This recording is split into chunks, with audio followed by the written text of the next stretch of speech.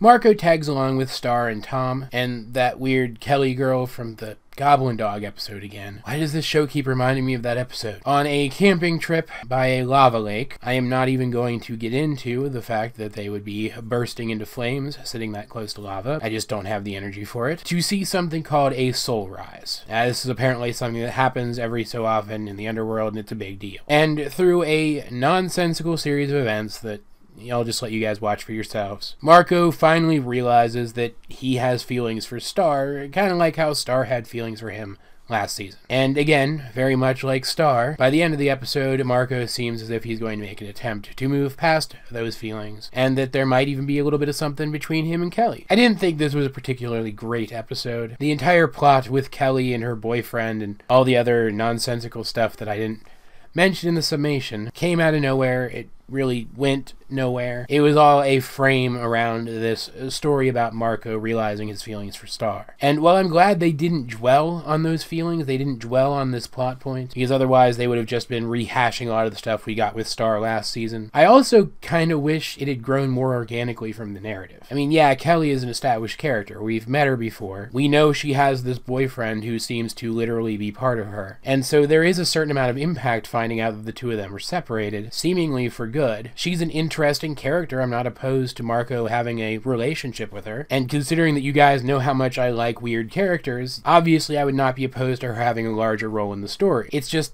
it feels so out of nowhere. This entire scenario feels so out of nowhere. I almost would have preferred anything else to this. Even just skipping this and learning about it later in exposition, or something along those lines. I guess it was neat that we got to see this area of the underworld and learn a little bit about it, and got to meet all these underworld characters and got to learn a little bit about them, but again, they didn't feel as real as other characters and other locations in this series have in the past. They felt disposable, as if they were only here to service this story and meant nothing more. And this late in the series, after the writers have refined their craft so thoroughly, that disappoints me. All of that said though, guys, I want to know, what do you think of this episode if you have seen it? Let's get a discussion going in the comment section down below. Either way, this has been AJ22, and I will talk to you guys later.